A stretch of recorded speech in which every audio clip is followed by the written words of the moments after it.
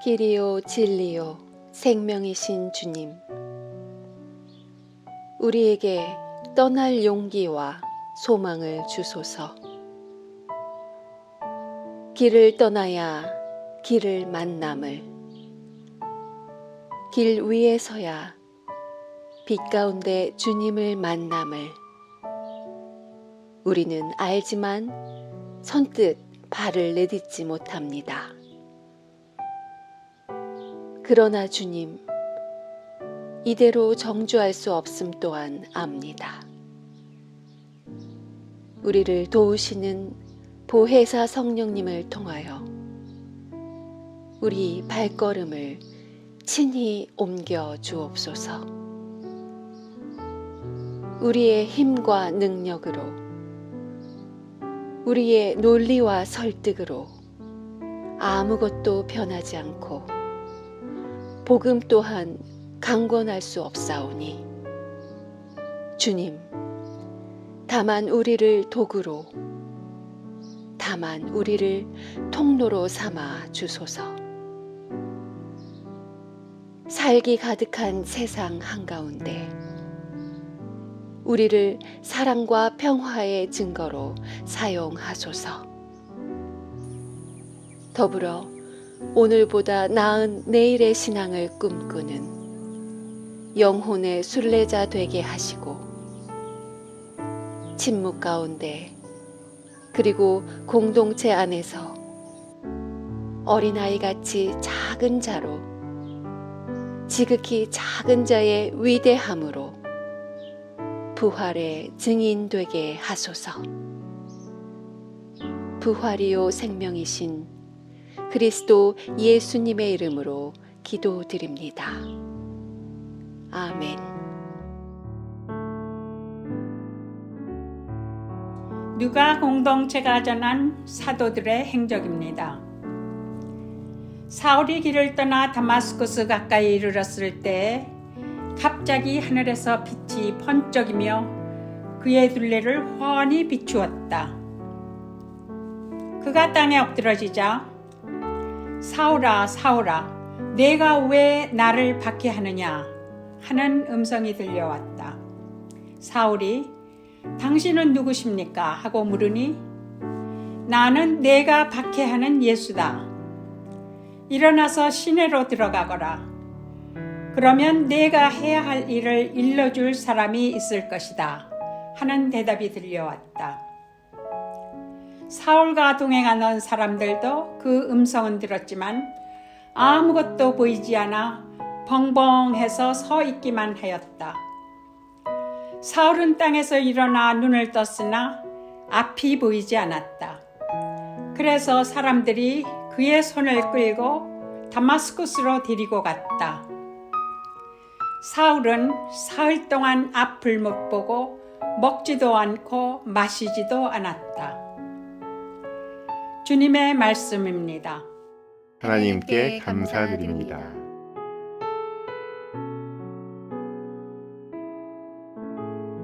할렐루야! 하나님 아버지와 우리 주 예수 그리스도로부터 오는 은혜와 평강이 이 자리에 계신 모든 분들과 함께 하시기를 바랍니다. 오늘부터 3주간 사도행전 말씀을 나누려고 합니다. 오늘 부활절 5째 주부터 시작해서 6째, 7째 주일까지 이렇게 3주에 걸쳐서 사도 바울이 경험한 부활 예수를 증거할 때 여러분 모두 부활의 은총 누리시기를 주님의 이름으로 축원합니다.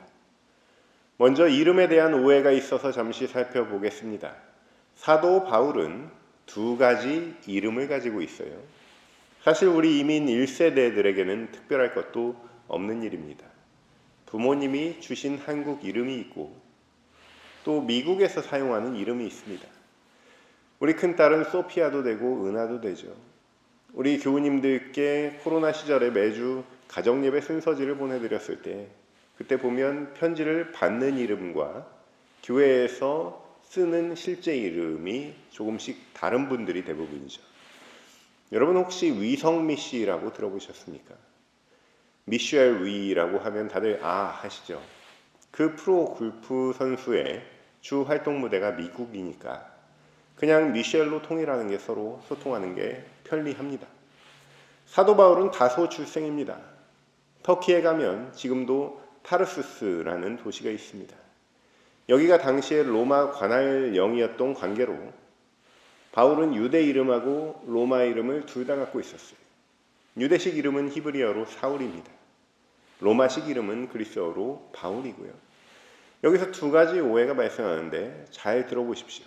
보통은 다마스커스 도상에서 회심하고 나서 사울에서 바울로 이름이 바뀌었다, 그렇게 이해를 하는데 정확한 사실은 아닙니다.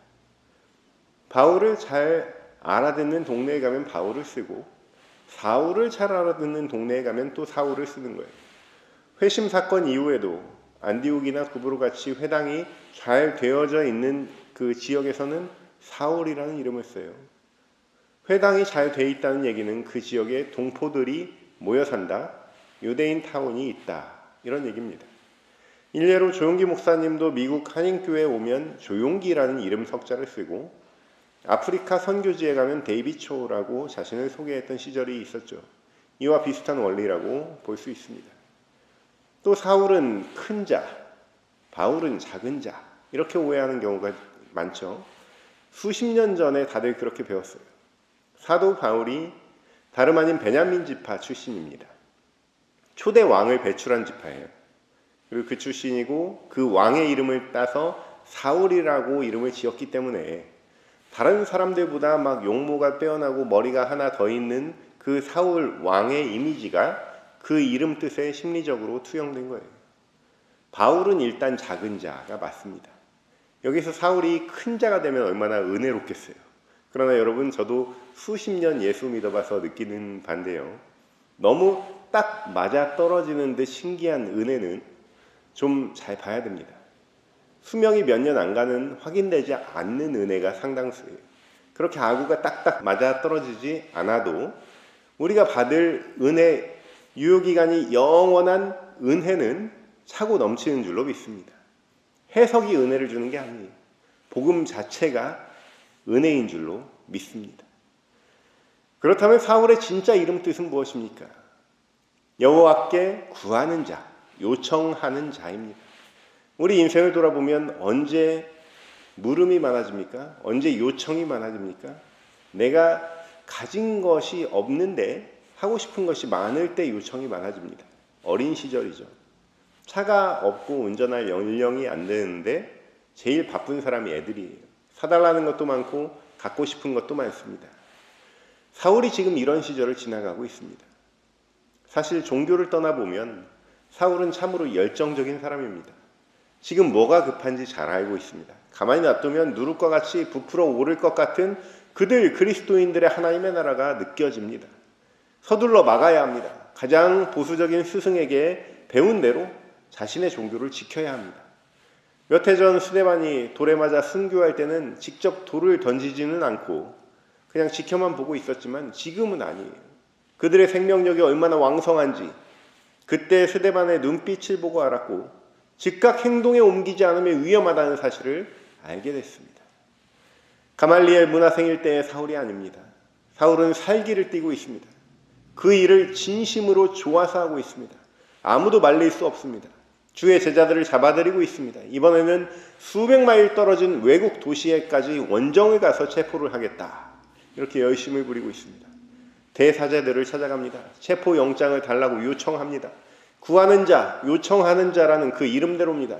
그 도를 믿는 사람, 곧 그리스도를 믿는 사람들을 잡아들이겠다는 겁니다. 십자가와 부활을 믿는 사람은 다 없애야 된다는 그런 마음이. 그리스도인들 중에도 이렇게 현대판 사울, 현대판 바리새인들이 얼마나 많은지 모릅니다. 자기와 다른 신앙 언어를 쓰는 사람들, 자기와 다른 방식으로 믿는 사람들을 견디지 못하는 사람들입니다. 저는 신앙 여정이 얼마나 깊은 데까지 가야 하는지 아직 잘 모르시는 분들이라고 생각합니다. 긍휼한 마음을 가지고 대해야 돼요. 언젠가 나보다 더 쓰임받을 수 있다 생각하고 잘 해드려야 합니다. 길이요, 진리요, 생명 되신 그리스도를 따라 가야 할 선교 여정이 얼마나 넓은지, 만나야 할 높으신 하나님, 들여다봐야 할 내면이 얼마나 높고 깊은지 그 풍성함을 안다면 그렇게 남만 쳐다보고 살 수 없습니다. 남 쳐다보지 말고 성경 보셔야 돼요. 남 비난하지 말고 주님과 은밀히 소통하셔야 돼요. 자기 마당 쓰는 것만도 한평생입니다. 남의 마당만 쓸어주러 다니지 않으셔도 되는 줄로 믿습니다.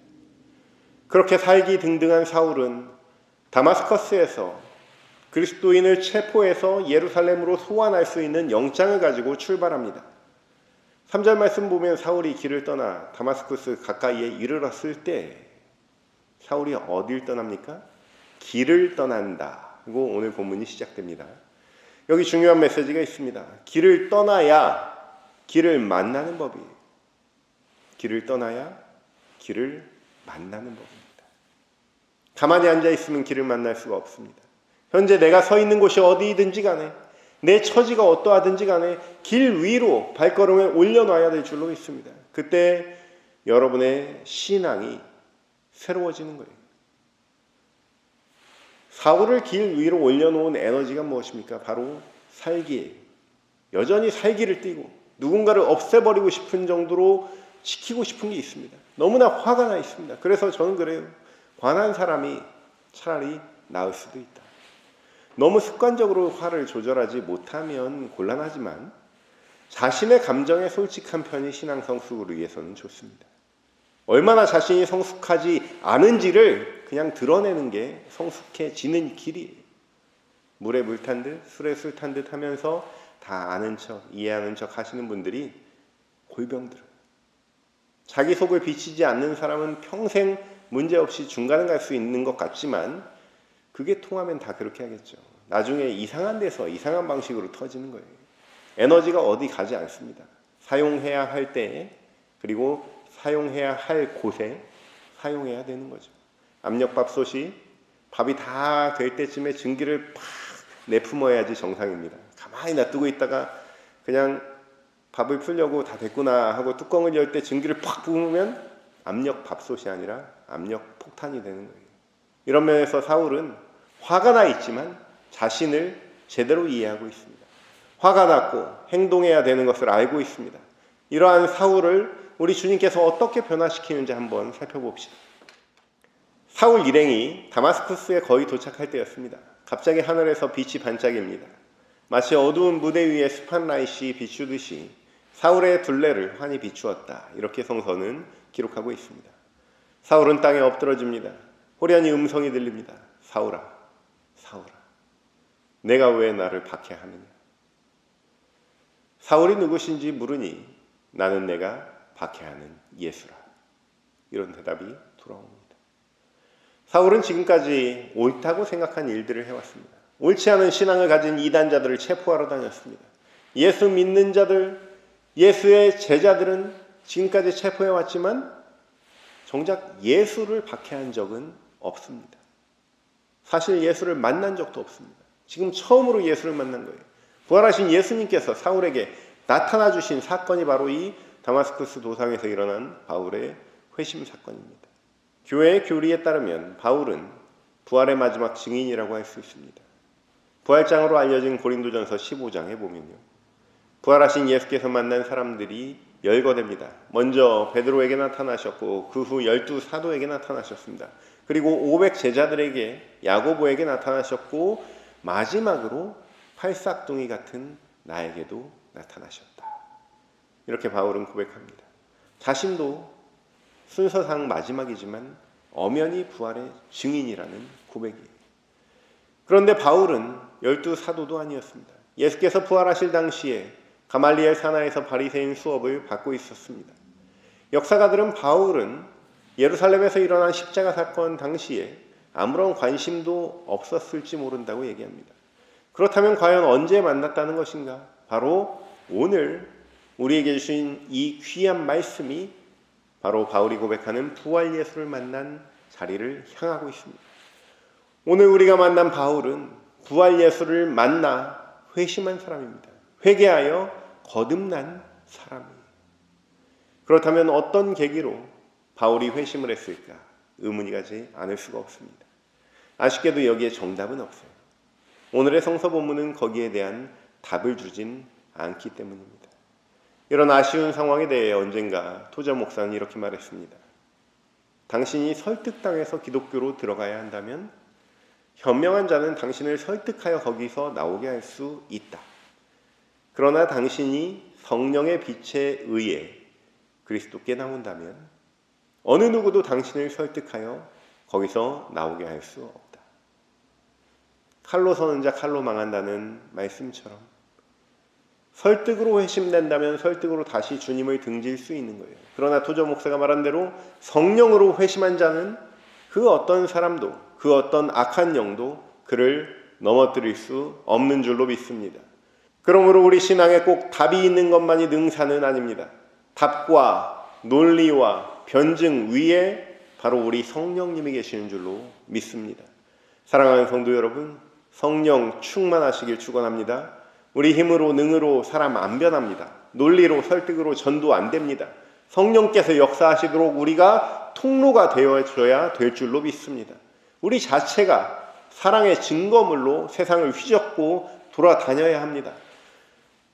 오늘 보니까 사울은 살기를 띠고 돌아다닙니다. 그 살기는 닮으면 안 되지만 그 열심은 좀 닮으면 좋겠습니다. 살기 대신 사랑과 평화의 기운을 띠고 열심히 돌아다니시는 저와 여러분 되시기를 주님의 이름으로 축원합니다. 이렇게 우리가 알 수 없는 신비한 연유로 사울은 이게 아니구나 하는 삶의 전향을 일으키게 됩니다. 신앙 용어로 말하자면 회개가 시작됐습니다. 회심이 이렇습니다.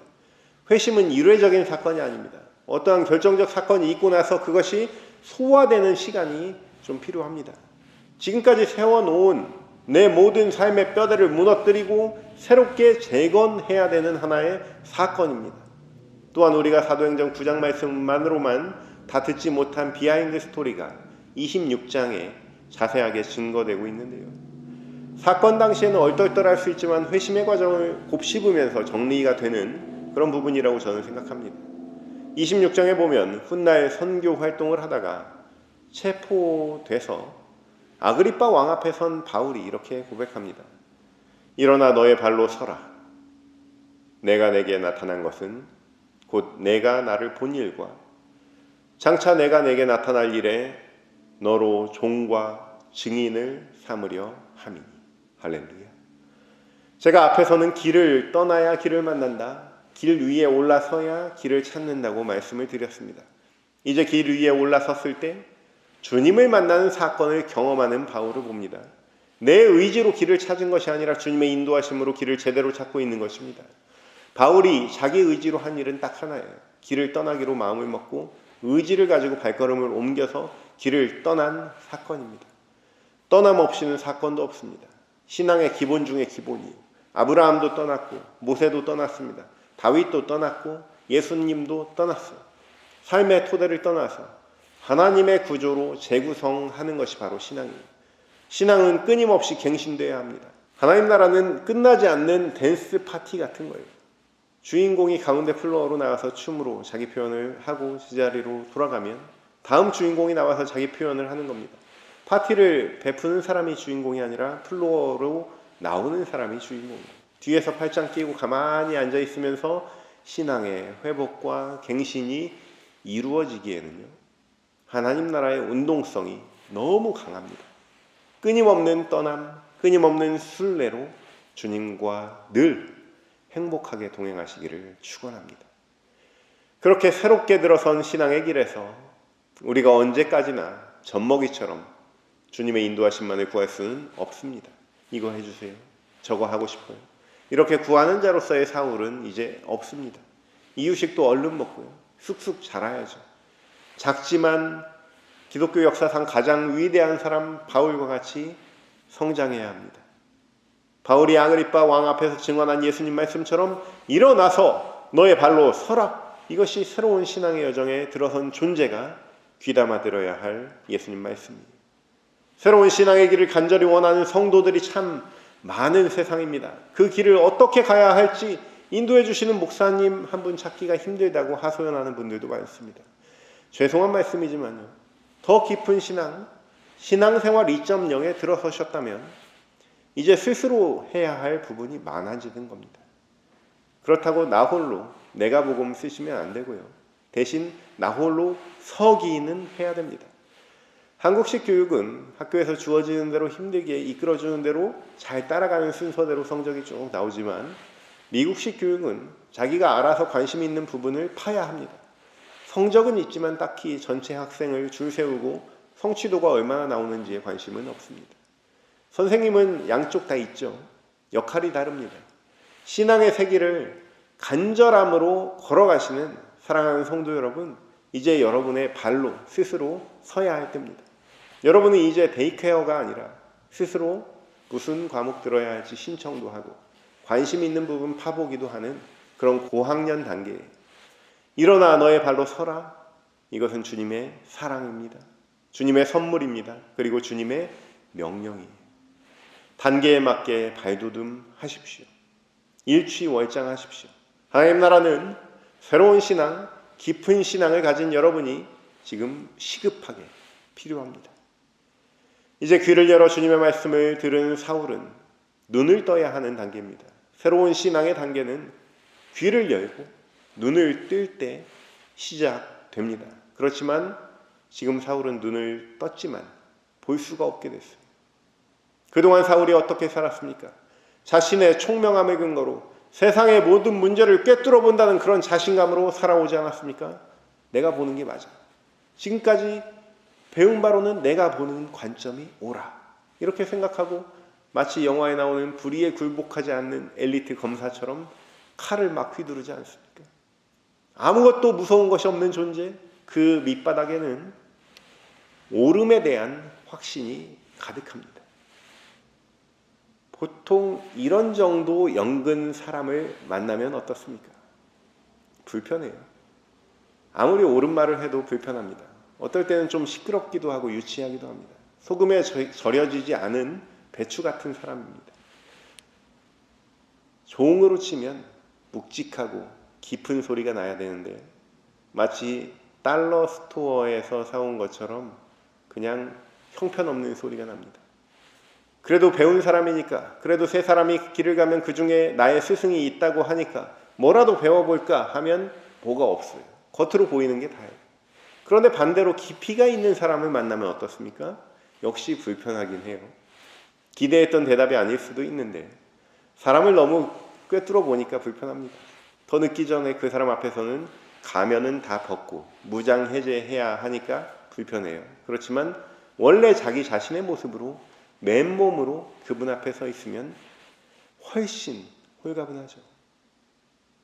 서툰 사람은 자신을 이해하지 못해서 나는 완벽하다 이렇게 말하지만 깊은 사람은 나는 아무것도 아니다 이렇게 말합니다. 바울은 어느새 완벽한 존재에서 아무것도 아닌 존재, 구하는 존재에서 작은 존재로 변했습니다. 자신이 보지 못하는 것을 인정하는 사람입니다. 아이처럼 무슨 말을 들어도 어안이 벙벙하더니 이제는 보이지도 않습니다. 그래서 사람들이 그를 부축합니다. 그를 다마스커스로 데리고 갑니다.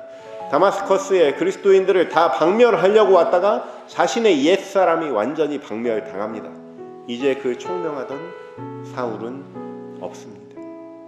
다 꿰뚫어 보는 척하던 시끄러운 사울, 살기 등등하던 사울은 없습니다. 침묵만이 존재합니다. 작아집니다. 이렇게 주님의 인도하심에 따라서 작은 자가 됩니다. 이제 사울은 하늘나라 티켓을 얻은 거예요. 하늘나라 일을 맡을 차례입니다. 결국 위대한 사도가 되어버린 바울로 인해서 그리스도교는 본격적으로 시작되었습니다. 사랑하는 성도 여러분, 작아지시기를 축원합니다. 겸손해지시기를 축원합니다. 여러분 자신의 능력으로 그리고 제 능력으로도 할 수 없는 영역입니다. 오직 주님 만나야 되는 줄로 믿습니다. 그 어떤 인생이든지 각각의 영역에서 주님의 계획이 다 있으십니다. 여러분의 남은 생에 주님께 맡겨 보십시오. 긍휼함을 구하십시오. 주님의 신비를 경험하십시오. 그리하면 우리 삶의 비늘 같은 것이 뚝 떨어지면서 기력을 회복하게 될 줄로 믿습니다. 이러한 새로운 길에서 작지만 위대한 사도로 그리고 참된 부활의 증인으로 쓰임받는 저와 여러분 되시기를 주님의 이름으로 축원합니다. 모든 지각 위에 뛰어난 하나님의 평강이 그리스도 예수 안에서 너희 마음과 생각을 지키시리라. 아멘.